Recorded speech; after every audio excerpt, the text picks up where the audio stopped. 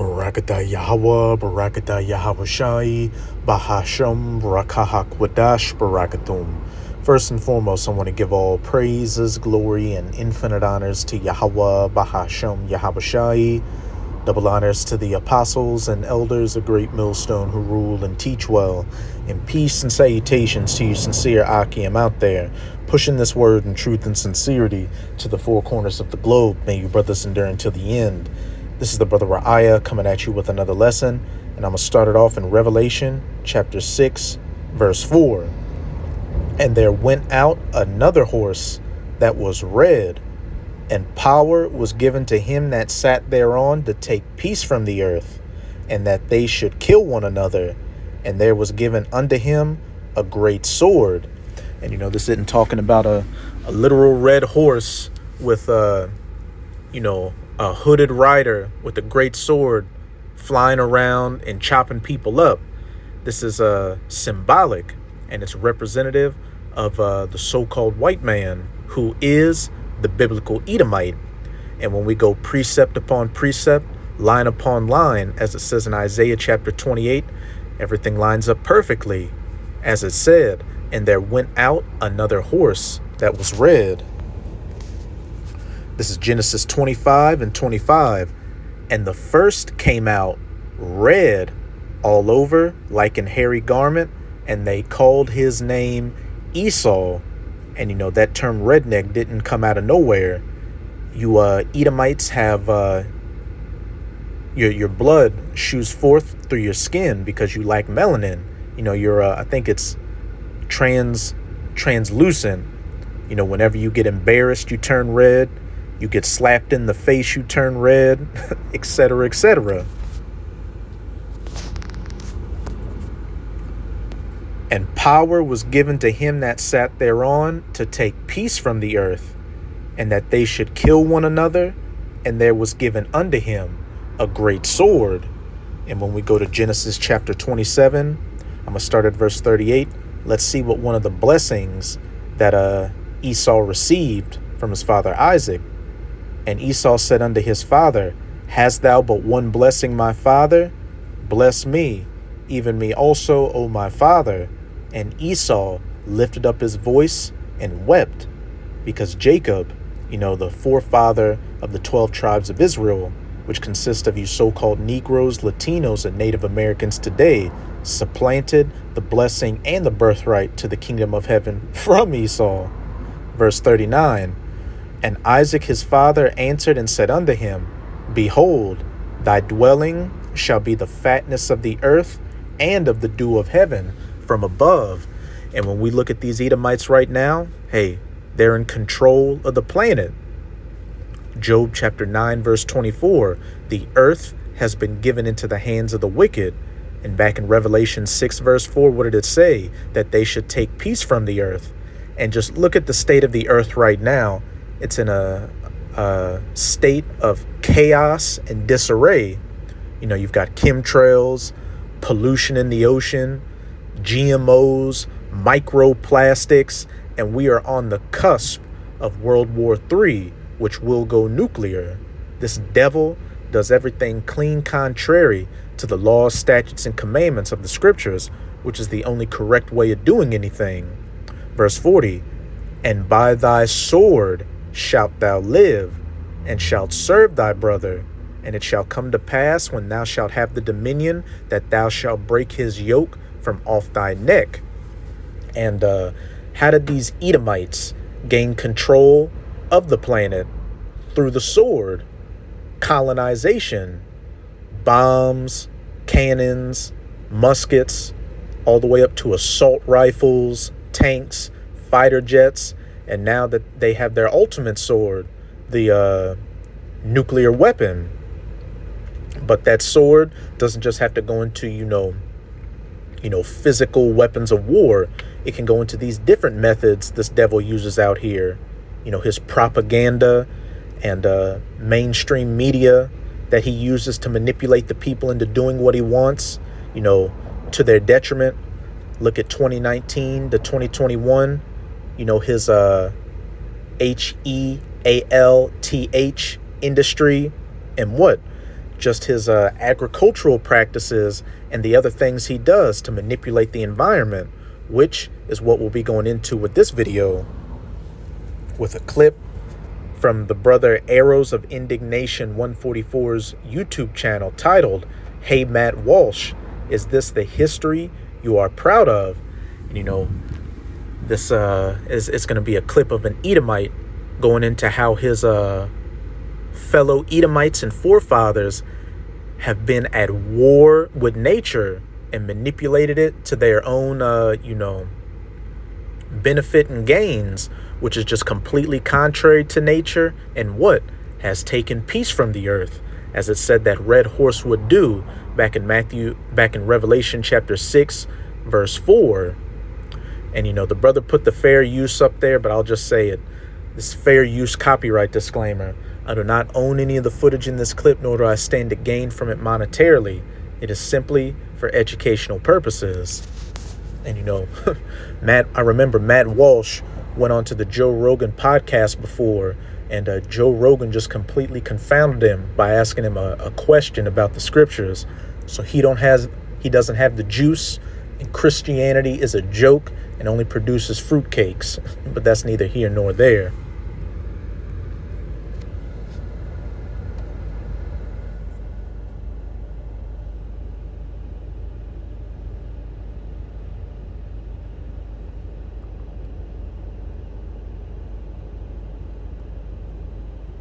White people have always been at war with nature, and history proves it. For thousands of years, civilizations across the world have lived in harmony with their environments, building societies that worked with the land rather than against it.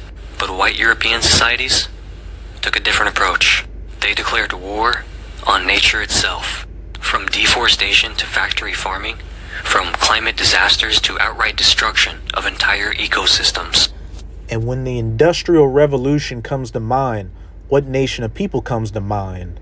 Exactly. What did that create? This industrial factory society, creating these toxins and pollutions which get dumped into the natural environment, poisoning it, and making people robots out here, cogs in a machine. White societies have never treated the natural world as something to be preserved or respected, only as something to be conquered, extracted, and controlled. White people saw nature, and there was given unto him a great sword to take peace from the earth, as an obstacle, not a home. Early European settlements were built on environmental destruction, while indigenous societies in Africa, Asia, and the Americas built homes, farms, and cities in ways that worked with their environments. White Europeans raised forests, overhunted, and exhausted lands at unsustainable rates. White settlers in North America and Australia saw nature as something hostile that needed to be tamed. A mentality that led to rapid deforestation, soil depletion, and near extinction of countless species. And, in the law, it says that you're supposed to give the land, a land Sabbath. You work it 6 years, and then you give it a year to a rest, so the nutrients can be replenished in it. But in this industrial agri-farm society we live in, the soil is constantly worked on. So what? It never has a chance to replenish itself. Hence why, these fruits and vegetables, which a lot of them are GMOs anyway, don't have the same nutrients in it. When you look at the statistics of things, it would take, I think, around 12 to 13, and I might be lowballing it. It might be like 30 oranges to get the same nutrition that you could get from 2 oranges back in the 80s.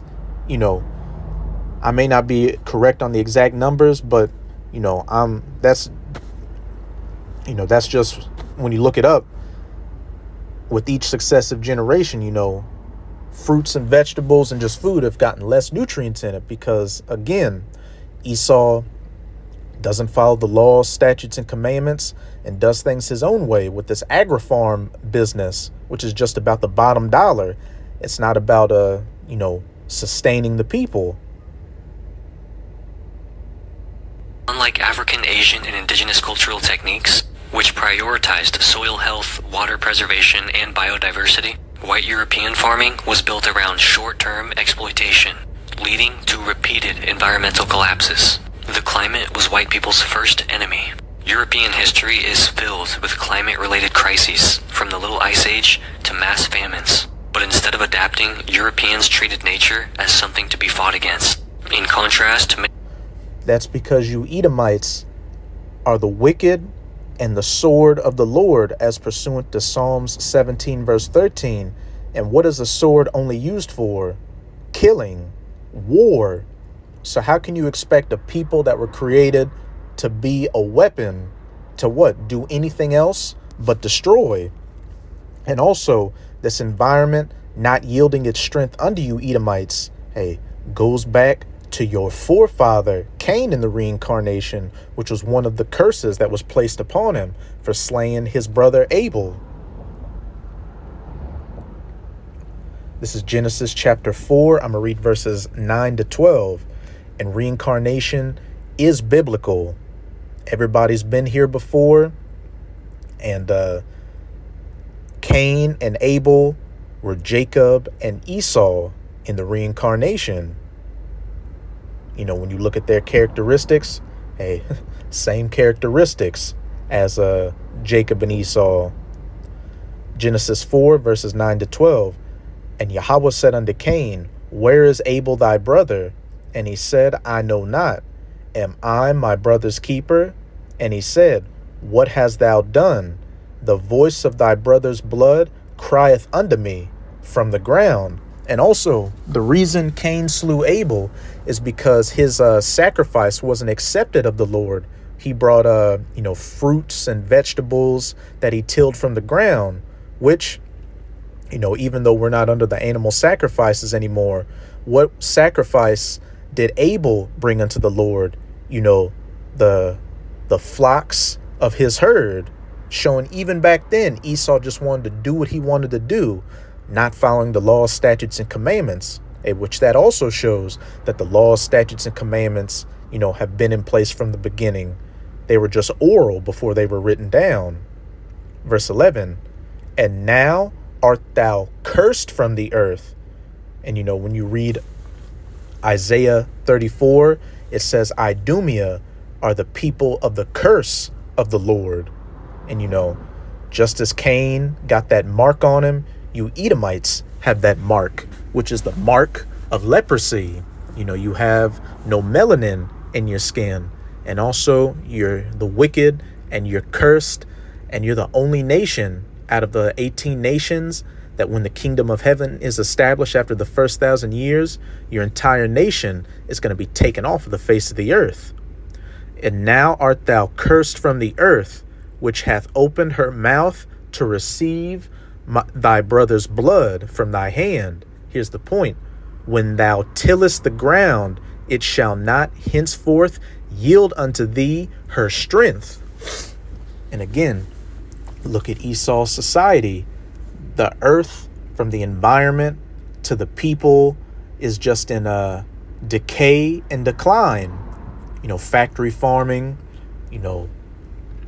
over-tilling the ground, deforestation, etc., etc. Hence why fruits and vegetables and other things don't have the same nutrients to it. And what? You have to get supplements out here. And then on top of that, we've got seedless fruits and vegetables. Madness. A fugitive and a vagabond shalt thou be in the earth. And now that we're coming to the end of your rulership, everybody is looking at you Edomites as the problem, as the grapists, the robbers, the murderers, the colonizers that you are. You're getting blamed for all the issues out here. You're being shown as the fugitive that you are, and you're trying to run away from it. But there is no escape from judgment. Let's X some of these out.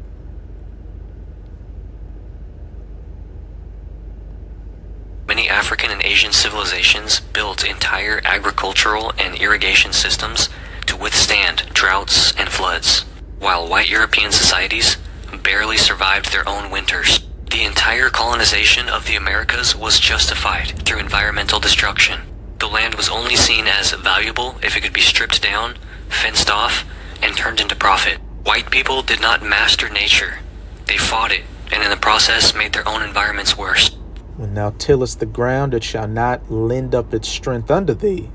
The Industrial Revolution was just organized environmental warfare. Europeans burned through forests, poisoned rivers, and polluted air at paces that no civilization had ever come close to before. Unlike African and Asian metallurgical techniques, which often integrated sustainable resource management, white Europeans tore through resources without a second thought, leading to mass deforestation and ecological collapse. White-run factories pumped so much pollution into the air that by the 19th century, entire cities were unlivable.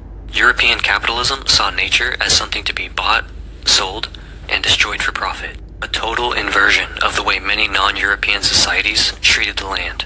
The demand for industrialized agriculture led to monocropping, soil erosion, and mass extinction of entire plant and animal species. Instead of recognizing environmental limits, white industrialists kept expanding, leading directly to today's climate crisis. White civilization did not progress. It just burned through resources faster than anyone else. White people broke the planet, then pretended to save it.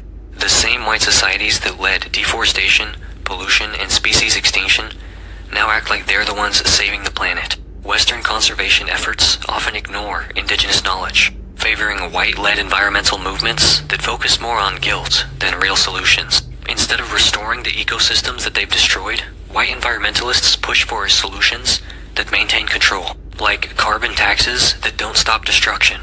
They just price it differently. Indigenous land management techniques like controlled burns, rotational grazing, and agroforestry were ignored by white scientists for centuries, despite their success. Traditional African and Asian water conservation methods kept entire civilizations thriving through harsh climates, while European-style industrial farming drained aquifers and poisoned rivers. White conservationism often prioritizes saving landscapes for aesthetics rather than for the survival of ecosystems or people. White environmentalism isn't about saving the earth. It's about managing the damage that they've already caused. If white people were so advanced, why have they spent their entire history trying to survive against the planet instead of living with it? And then shall that man of sin be revealed, the son of perdition. If not, who and where is he? You Edomites are the CANCER of the earth. And, you're about to get hit with that chemotherapy, so to speak, nuclear missiles during World War III. And that's going to be the end of the problem. But this is Romans chapter 8. I'm going to read verses 19 to 12. For the earnest expectation of the creature waiteth for the manifestation of the sons of God, the children of Israel, being back in power, as it says in Proverbs 29 verse 2. When the wicked beareth rule, the people mourn, but when the righteous are in authority, the people rejoice, because the earth is going to be governed under the laws, statutes, and commandments. So there's going to be no more environmental decay. Men and women aren't going to hate each other. You're actually going to have a productive family structure set in place. There's going to be true law and order and harmony out here. For the creature was made subject to vanity, not willingly, but by reason of him who hath subjected the same in hope, because the creature itself also shall be delivered from the bondage of corruption into the glorious liberty of the children of the Most High. For we know that the whole creation groaneth and travaileth in pain together until now, again waiting for the manifestation of the sons of the Most High. Deforestation, animals getting hunted to extinction. You've got sea turtles with HIV out here, animals just riddled with microplastics, people out here riddled with microplastics, just completely through. But the silver lining is that we are at the end of Esau Edom's rulership. But if this man were allowed to rule indefinitely, as it's about to say in Matthew 24, verse 22, and except those days should be shortened, which, brothers and myself can clearly see in the spirit. It's 12:43 right now, but I felt like I just woke up at 7 o'clock like 3 hours ago. Time is speeding up exponentially because the Most High is getting ready to take this man out of power. And except those days should be shortened, there should no flesh be saved, because this devil would completely run this earth into the ground, and it'd be a desert, desolate wasteland. And this nigga would think that, I'm just gonna create a bunch of spaceships and fly to Mars or some madness. I'm gonna destroy the planet and just leave it like a trash can. There should no flesh be saved, but for the elect's sake, those days shall be shortened. Hey, so to you sincere Akim and Akwat out there, hey, constantly keep in prayer. As it says in, I believe it's 2nd Ezra chapter 2, our prayers, I know one of them says it in 2nd Ezra chapter 2 and another one in Sirach, that our prayers, pierce at the clouds, and, the Most High will make good on it and, speed up these things, which, we can clearly see things are speeding up again.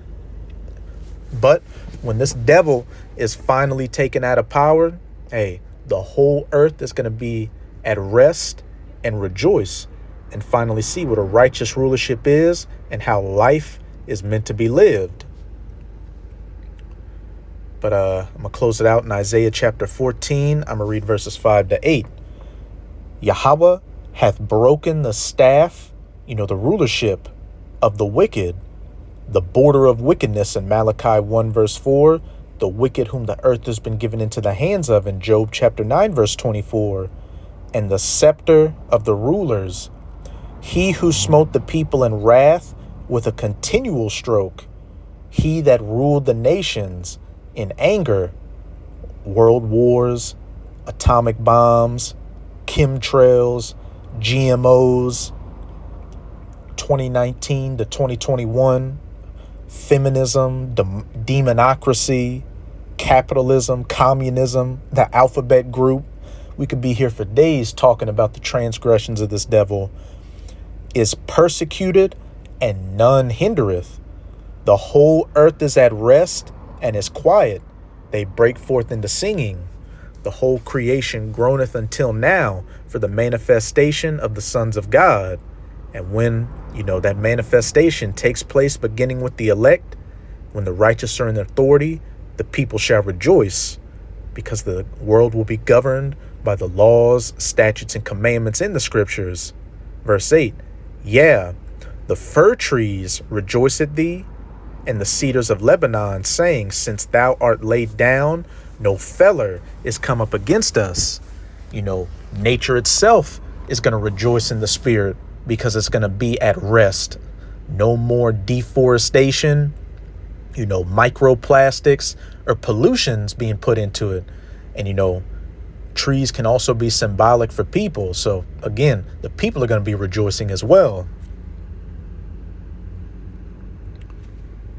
But actually, I'm going to get one more.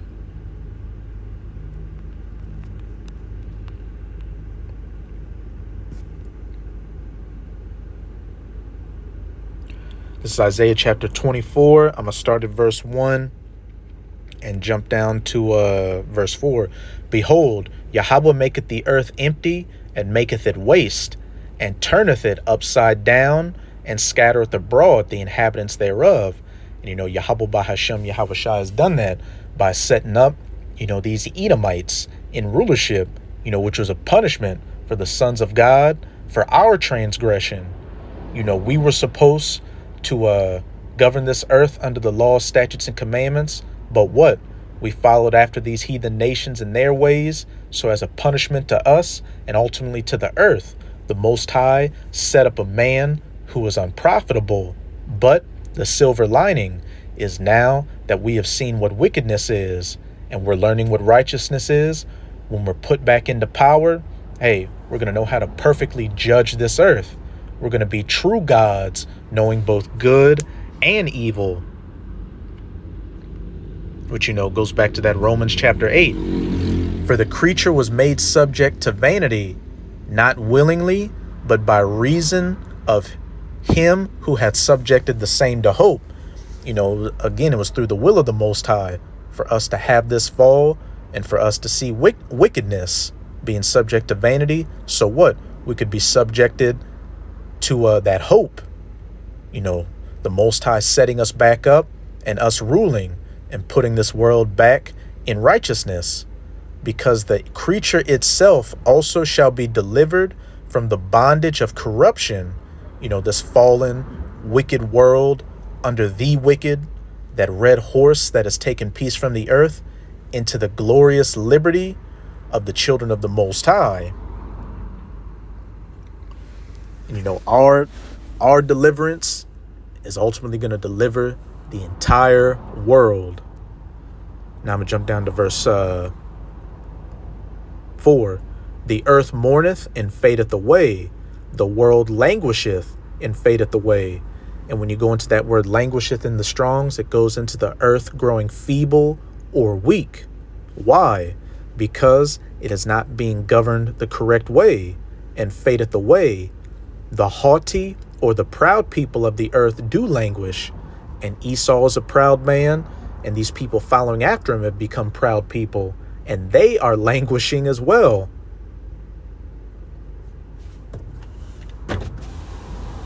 What's up? What?